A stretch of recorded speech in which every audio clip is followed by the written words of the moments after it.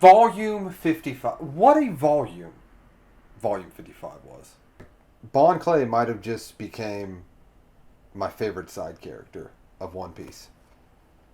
Oda, you keep doing it, man. Let's talk about Volume 55.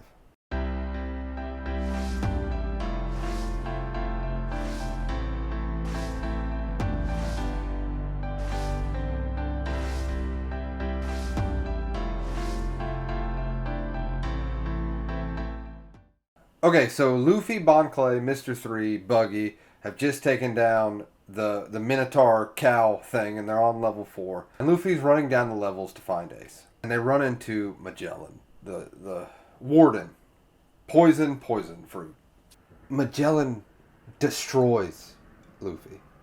Like, he is poisoned beyond poison beyond poison. So they kind of take him and throw him into the frozen level. BonClay runs off. Very sad about it. He's been a great character in this arc. Buggy and Mr. 3, they're out of there. Everybody kind of leaves Luffy. And I was thinking to myself, I was like, hey man, I thought y'all were a team. I mean, Buggy, Mr. 3, yeah. BonClay, I mean, he's very sad about it. And he was just like, he's my friend, and he was running. He's been a great character. But I was mad about it. And Luffy gets destroyed. Poison beyond poison beyond poison. Like, he is out for the count. So even prisoners on level 5 have written off Luffy as a goner. Everyone's like, oh, he's dead. No one can survive the poison that long. I knew. I knew. I said, and Luffy, this ain't over yet. One, there's still volumes of One Piece going on. So that was a good hint that this was not it. But two, it's Luffy. He always pulls through. But I was still really mad that, like, Buggy and Mr. 3 and BonClay, like, I was just starting to like them, and they left Luffy. But BonClay pulls through, redeems himself, and tells Buggy and Mr. 3, no, we gotta go save him. He's my friend. I promised that I would come back for him, and I'm a man of my word. Again, I can't reiterate, BonClay has super surprised me just in this one volume, and we'll get to the heart-wrenching part of when he really redeems himself and becomes one of my favorite side characters. So his plan was to look like Nami and basically flirt with Hannibal to be like, oh, my clothes are so hot, hot and sticky. You had one job, Hannibal. You had one job, and they got you. And they really got, like, they tied him up and everything. It was very funny. Like, they definitely came through. So now they're in the frozen part of Impel Down, level 5. And they're searching for Luffy. And the prisoners on level 5 tell BonClay, oh yeah, he's a goner, but yeah, he's over there. BonClay risks life and limb and fights these wolves off to get to Luffy. Then Luffy hops up and does this move that obliterates the wolves. Pushes them all back, beats them. And then we see a figure. In the next chapter, we are introduced to level 5.5. So, a little bit in this volume they mentioned, like, prisoners have been disappearing, and they call it the Devil's Invitation, and they can't really figure out what's going on with them, and they're just getting taken. But what we actually learn is there's multiple doorways to this haven, this heaven in this prison, this paradise. And that's when we're introduced to the person that runs this place. Ivankov? You guys are going to have to help me out. I'm going to say Ivankov in this video.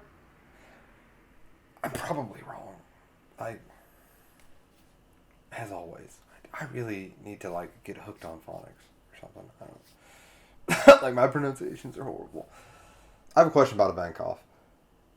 And this is what I thought. Maybe I'm wrong. Was it based off of Tim Curry from The Little Shop of Horrors? You remember that? That's what I just keep seeing when I see them in the manga. Like, I don't know why. And you guys had told me that Oda sometimes bases some characters off real life figures. So I thought maybe off of movie characters as well. Because they really looked like Tim Curry from Little Shop of Horrors. 100% to me. So Ivankov tells BonClay, oh, your wounds are healed. And BonClay's like, yeah, where's Luffy? Where's the Straw Hat Boy? And they tell him, his poison was really bad. I don't think he's going to make it. He's locked in this chamber, and they say it's going to take 10 days. As we know, Ace is getting executed in like 26 hours. So, I mean, we got to hurry this up. 10 days. Too long. And they tell BonClay the story of when they were discovered after Luffy had protected BonClay from the wolves. He looked at them and said, "Please save him. He's my friend," about BonClay. And I loved this part. And even they say, I've never met somebody who was dying, who was dead, poisoned upon poison upon poison, and they were looking out for others. Again, chill bumps. Like, I can't reiterate why that makes Luffy a great character. Because, and we gotta be honest with ourselves, when we really, again, we are dying inside, and he chose, get to him first. Get to his wounds first. Like, that's a special kind of character.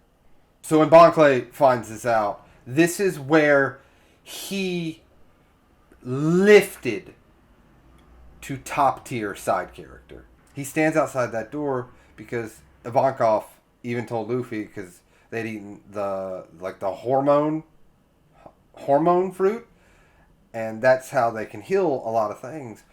But it's all about your willpower, which, as we know, if willpower is in question, Luffy is going to destroy that. He's got the most willpower I've ever seen from a character. So BonClay is standing outside the door chanting, "You can do it, you can do it, you can do it." 4 hours. Hours. He stands out and everyone is gathered and saying, "You can do it, you can do it, you can do it." I'm talking hours they stand out and chant that.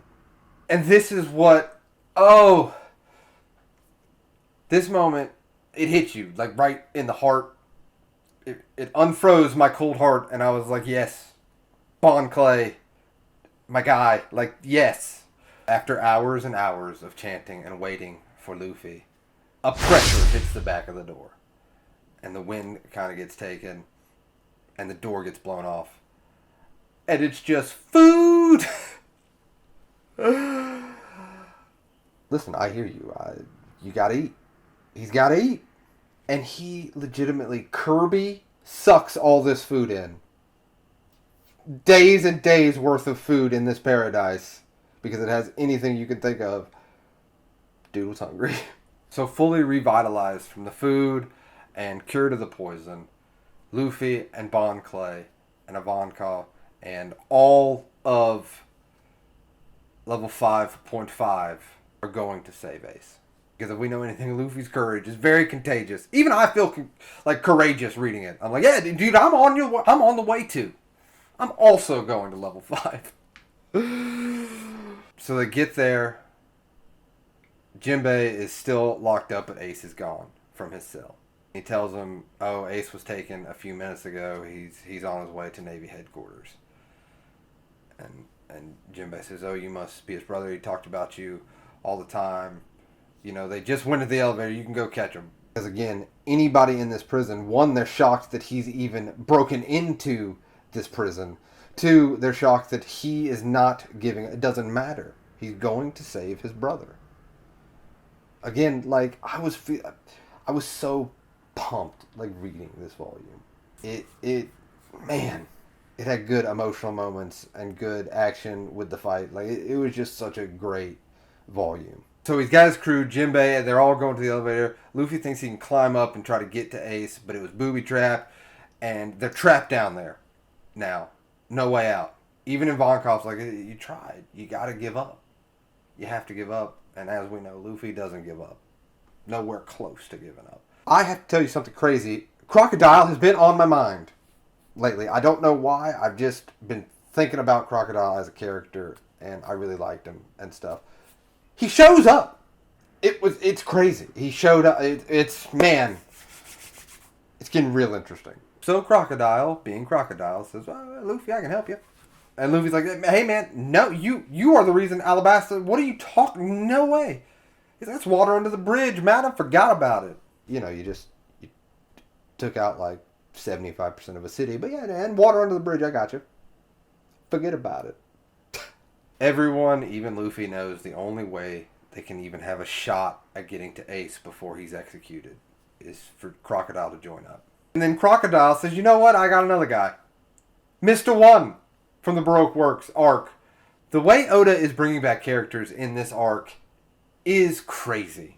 And it's so fun. This is like the Villains Avengers of bringing characters back. Like it's just real fun to be like, I remember him a few arcs ago.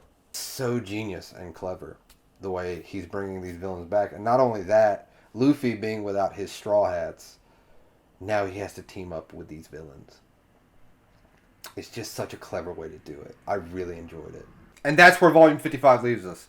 Crocodile, Luffy, BonClay, Mr. One, Ivankov, and the level 5.5 crew. Everyone is going after Ace. Oh, man.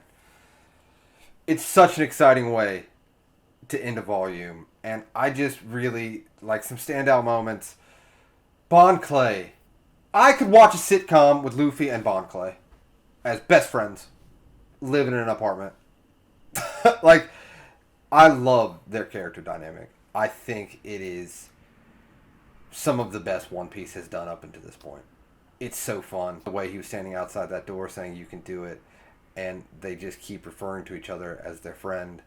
It's so well done. And Crocodile coming back, and Luffy having to team up with Crocodile. Oh man, dude. This arc is, for it being set in a prison that's supposed to be like a literal hell, this has kind of been one of the most fun arcs. Just seeing all these villains and Luffy having to team up with people you would never think that he would team up with. It's been so fun. So much fun, in fact. I cannot wait to read Volume 56. So yeah, let's go read Volume 56.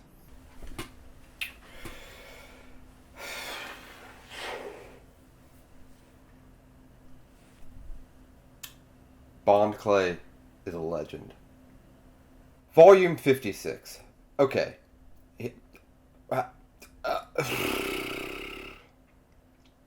So much happened. Oh, okay. Where to begin? BonClay is absolutely solidified as a top tier side character. I know I do a recap of like every chapter, but I need to talk about two things, and I don't want this to be an hour video. So Luffy and his gang are trying to get off the island. Blackbeard is now there. Luffy takes down Hannibal. It was a really good fight. And Jinbei, Crocodile, and Buggy get on... well, Jinbei's in the ocean, and Buggy and Crocodile are on the door. The group of them have gotten outside, and Buggy's like, I'm not going to stay here and wait. I'm going to hop on these people, go towards the ship, you fools. When Jinbei throws Buggy and Crocodile, Buggy was super funny, and he had a lot of funny moments, and we'll get to him, but Buggy has somehow become the comedian of the group, as well as like the leader of these prisoners. It's a great character arc for him in this little arc. Jinbei throws Buggy and Crocodile on a ship, and they kind of take it over as Luffy, BonClay, and the rest are trying to make their way out of Impel Down. Jinbei goes, just jump into the ocean. And Luffy's like, I trust him. Again, if some of us don't remember, he can't swim. And he's going to jump into the ocean with the fish man that he just met. But he trusts him. Jumps in. The whales actually save him. It was such a cool scene. And Luffy's so excited. And they get on the ship. One of the most heartbreaking chapters I have ever read of One Piece happened. The chapter is called Thank You. Listen, I try not to like curse on this channel. It's just kind of something that I thought in my head. Like, I'm just going to try not to do. Because these reviews are kind of for everybody. But if there's any younger audience, just shut your ears for a second. But BonClay, what a legend. What a legend. Oh, man. So Luffy notices that BonClay is not there, and he's like, he was just there, but somebody had to open the gate. And Ivankov pulls out a transponder snail. It's a mini one,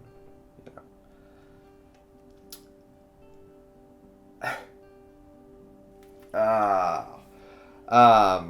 I love this moment. I love it. I love it. So good.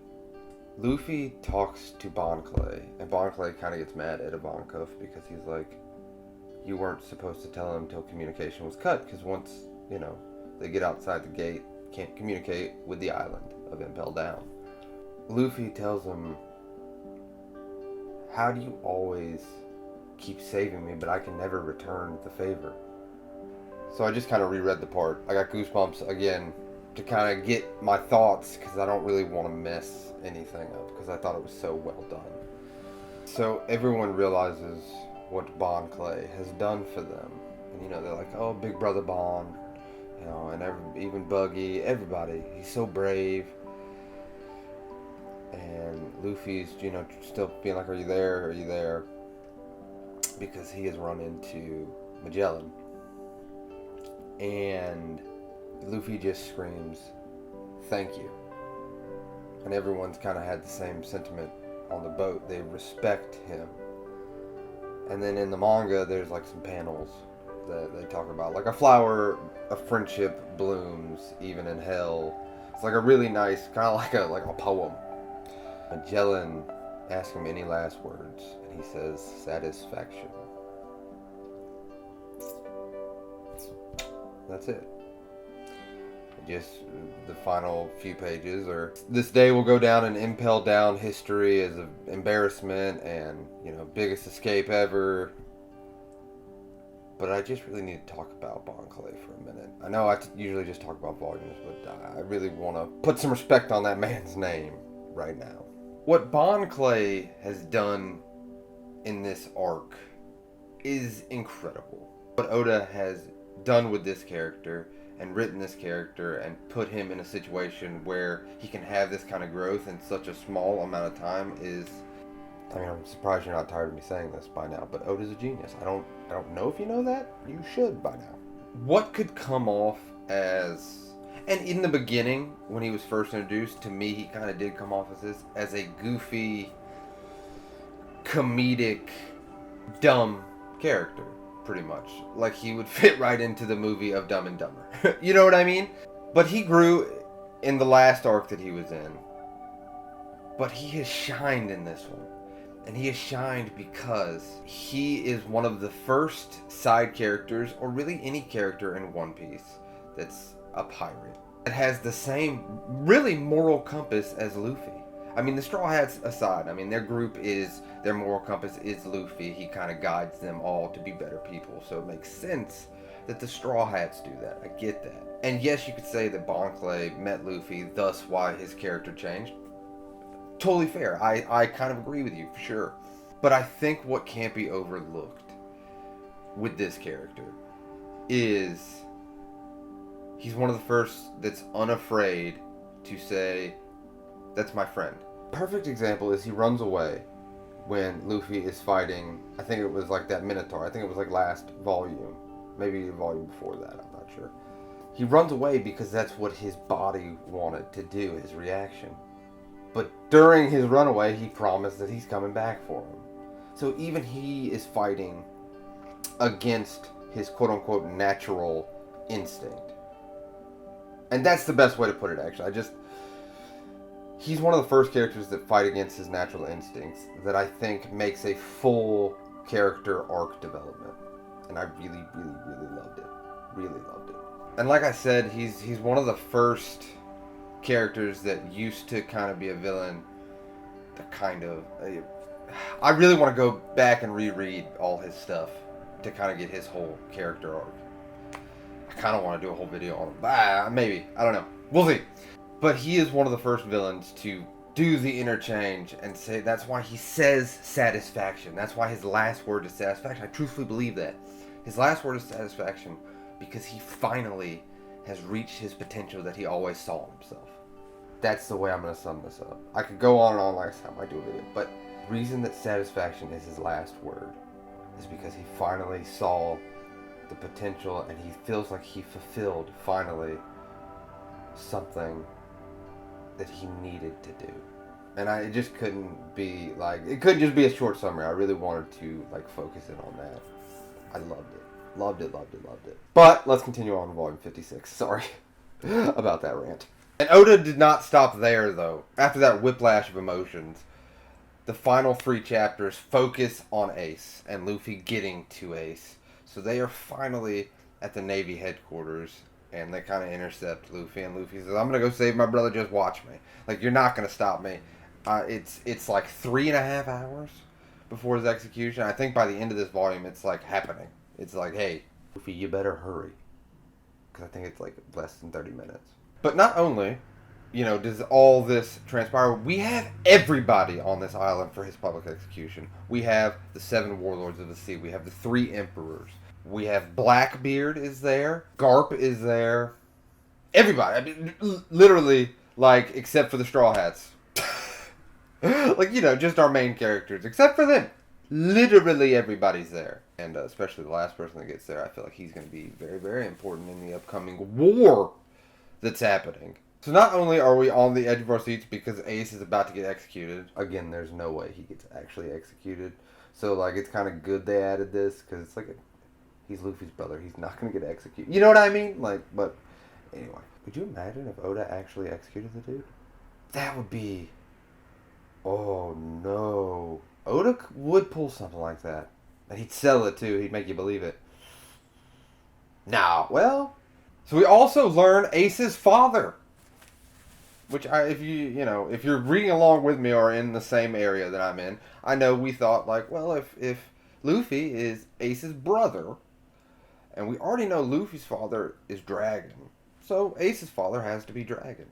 Even though Ace keeps saying Whitebeard is the only father, he told Garp, he's like, forget my real father, he's my actual father. No. Gold D. Roger is his father. Fun fact. What? No way they kill Ace right now. I'm actually back. I know I was just about to flip. No way. You don't give us that information and then kill that character. No way. No way. And they announce it to everyone.